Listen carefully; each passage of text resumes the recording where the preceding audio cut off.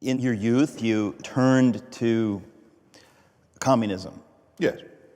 And how long did that last? And Well, communism is wrong because the Trotskyist part of it is important because any fool could see that communism in the Soviet form had failed on its own terms. And the point about Trotskyism, its attraction towards the left-wing revolutionary, is quite simply this, and the reason why it's fundamentally bogus is also quite simply this, that by embracing Trotskyism, you said, we believe that the Russian Revolution could have turned out differently if it had had different leadership. And we pretended that to ourselves. So there is, I don't know if this is an excuse. I just want to point out I wasn't that stupid that I would actually have joined a communist party loyal to and in communion with the Soviet Union. Okay, so you were a Trotskyite. Yeah, Trotskyist. Trotskyite is a term. What's the difference between Trotskyite Trotskyite is a and term of Trotskyist? abuse. Trotskyist is a technical description. I mean, if words matter well, at this point, I think you could use either. Well, but you can do what you like. No, you could use either. The thing about Trotsky is it was a term of abuse used by Stalin, and particularly during his show trials when people who were innocent of the alleged crimes of which they were being accused, though they might have been guilty of something else, were judicially murdered. Okay, so where does the title of this book come from, The Rage Against God? Well, I think it's what whenever I attempt to argue with the modern militant atheists, rage is what I encounter. The modern militant atheist, as we that's said. what they're invariably full of a passionate. Did you have some of that rage when you were a Trotskyist? Yes. You did? Oh, yeah. So what happened? Well, I stopped being one. All right, and there, Bob's your uncle. Thank you very much. It's okay. You can always ask supplementary questions. Feel free. I feel very free. Rather a lot of talking there. I feel forced to feel free because changing. You have my permission. Okay, right. Good. The idea that you changed, was it over a long period of time? Yeah, of course it is. I mean, people are terrified of changing their minds. Changing your mind is a door you don't want to open because you're afraid of what's behind it. Changing your mind means losing all your friends. Changing your mind means a complete revolution in your life. Changing your mind means publicly admitting you've been wrong. Changing your mind is something I originally, long ago, planned to write a book called How to Change Your Mind. Now, none of my books has been particularly successful, but I decided that this was a futile thing to write because I was sure that nobody would actually buy it. People don't want to change their minds. And the interesting question is not that I did as I did, which is all down the centuries until the 20th century. It was what people did. I was a youthful revolutionary atheist and all the rest of it. Because you just look at them. The whole of the history of mankind is full of youthful revolutionaries who in later life grew up and became conservative Christians. And there's a long line of them. I don't claim to be as distinguished as them. I'm just saying it's a cliche of a thing to do. The interesting thing is not that I did this boring, obvious thing. The interesting thing is why most of my generation didn't. That's the question. That is the point. Well, why is it that people in their 60s haul jeans onto their sagging frames and go to Rolling Stones concerts and still believe in the left-wing things they believed in when they were 15? That's the question. And they have never grown up. That's my question. Why do people not grow up anymore? I'm asking you that question. I have no idea. You have to ask them. I am the last person to ask. Can somebody help me? Well, it's worth exploring, but in your case... Growing up is a cliche, isn't it? No, you do all the things that people do when you grow up. You become responsible for paying your own rent and buying your own food, and then other responsibilities pile up, and you discover that the world is not as simple as you thought it was. The old fridge magnet saying... The what? The old fridge magnet saying, teenagers, go out into the world now while you still know everything. Leave home now while you still know everything and take advantage of it. The moment will come when you don't. Well, I've got some theories on that, but let's stick to you. I used to know everything, now I don't. Right. Why did you change? When did this happen? I would say it's a cliche. I mean, it's a cliche. At what age? In normal terms. Well, did you begin to change? At the age when everybody else does, starting in my 20s and ending up. Except in no my one else 30s. does. Everyone else used to.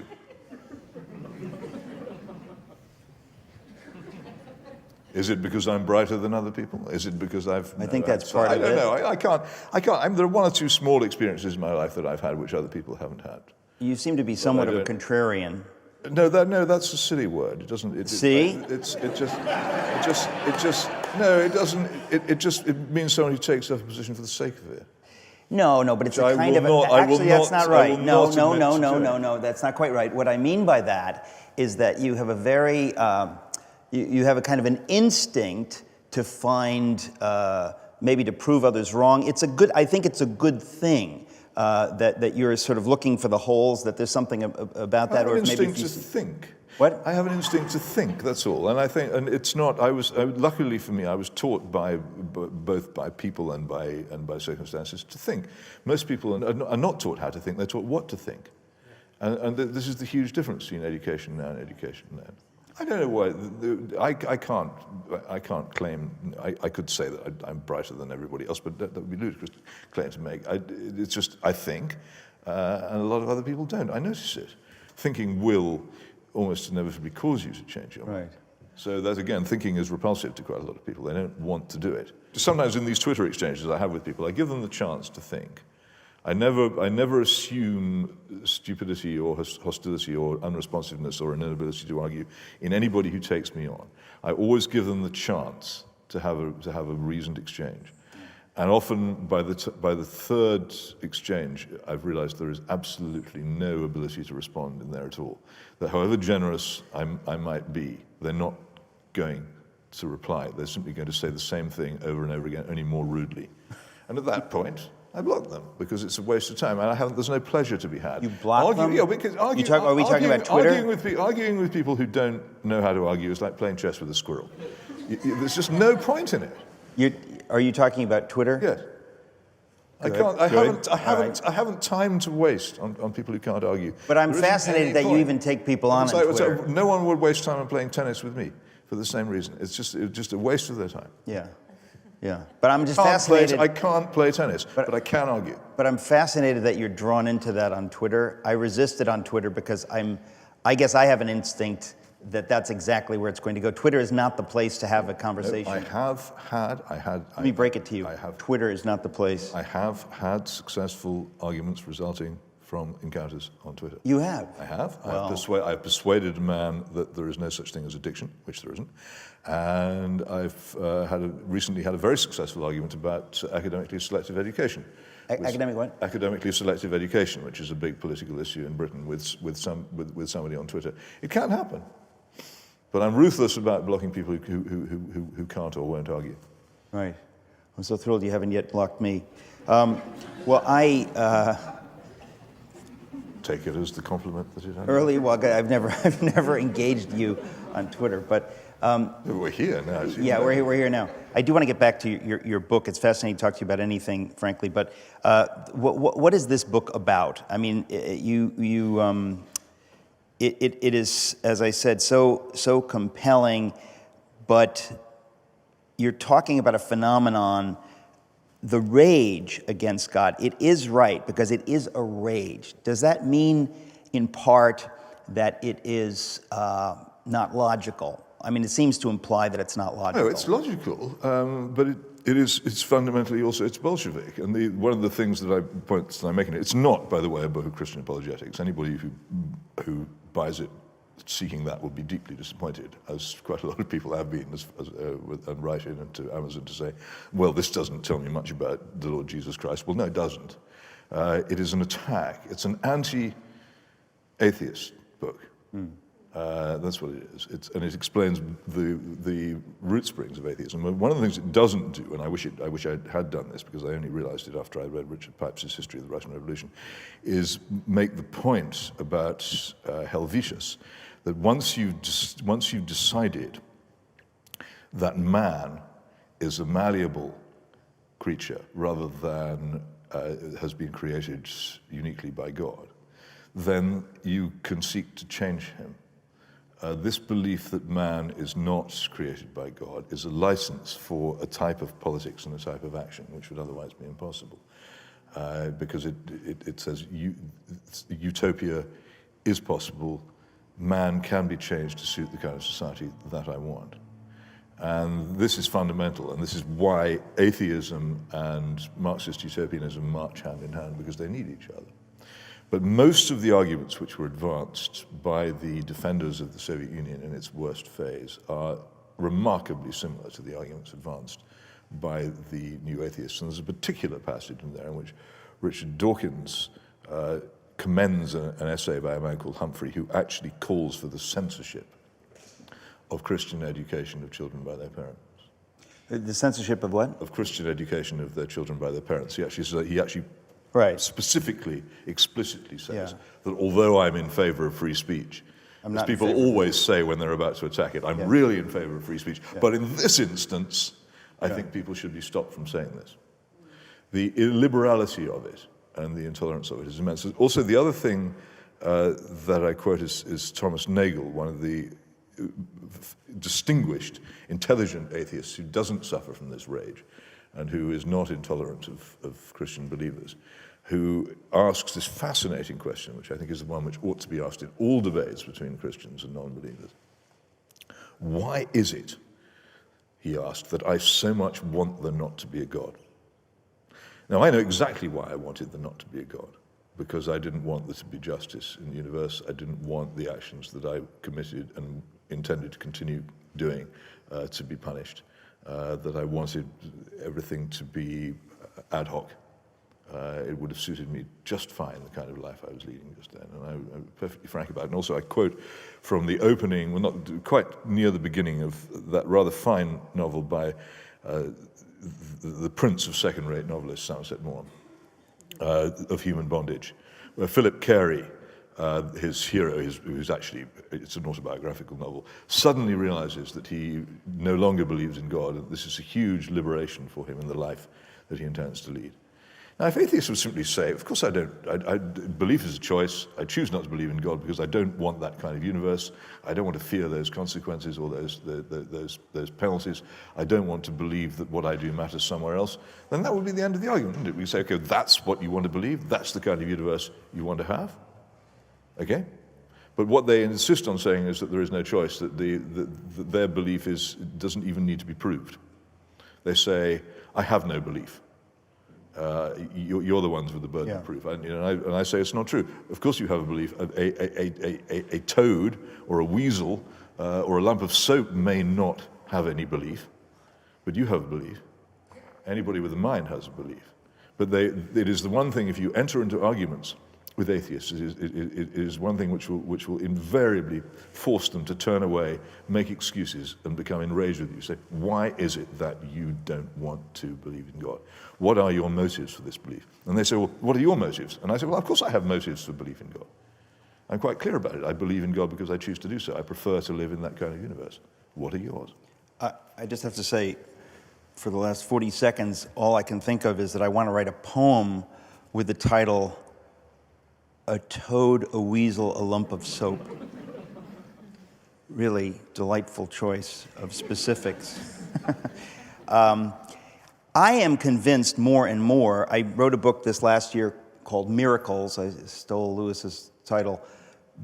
But I'm more and more convinced that the evidence for God is almost overwhelming, that if you care to think, as you put it earlier, it's much more difficult not to believe in God. I think that your late brother and the other new atheists do almost nothing but take cheap shots, and I'm staggered at their intellectual sloppiness, and in some cases dishonesty. When you look at it coldly, you can say, well, here, I don't know this, I don't know this, I don't know this, but to say, I know that God doesn't exist, it seems to me that the evidence in a host of ways, different kinds of evidence, is extremely strong, and that case is never made. And it's a bit like, let me finish, because I want to say what you said about the mush earlier. In other words, that when you sense mush, keep pushing, right?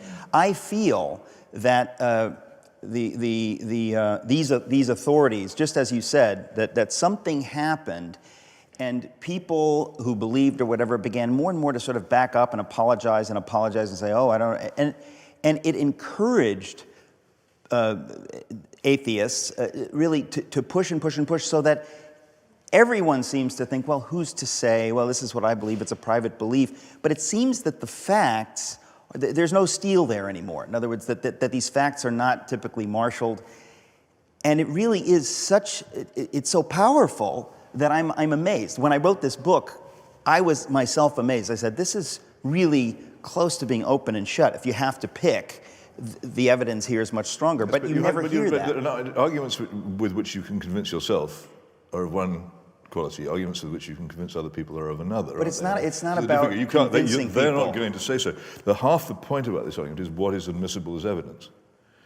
Now, people say to me sometimes, have you had any religious experiences? I say, good heavens, no. I'm British. But on the other hand, I will say that the whole of life is a religious experience, which I would say that it was. The entire universe is, to me, well, there are different kinds of religious experience. There's a huge preponderance of evidence in favor of the existence of God. But this is not regarded as admissible by the atheists. They simply discard it. Who cares? They care. Who cares? Who cares whether they care? Because they don't believe. And the reason why they don't believe is because they don't want to believe. And the reason for the success of the four horsemen of the new atheist apocalypse is quite simple, that you've had in the United States, for the first time really, a huge number of teenagers going off to college who've been brought up in Christian homes, who've been attending church, whose hometowns have been by and large dominated by the Christian ethos, who have arrived at college and begun to live the lives of hedonism, which are laid in front of them and made incredibly easy now for the young, and who are enjoying them, and who realize that this conflicts completely with everything they've been brought up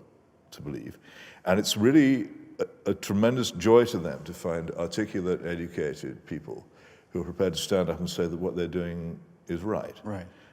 Who laugh at their pastors, and who laugh at their parents, and who laugh at all the influences. But most of that is posturing. That's what I'm saying. It may well be, but it's posturing which is acceptable because it is what they desire. They see the lives of hedonism which are available, and they wish to lead them. Yeah. It's not unusual.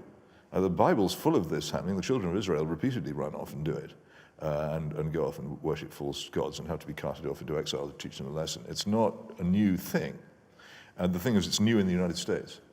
But I would say, first of all, you can't really know whether someone will buy an argument or somebody will accept the evidence.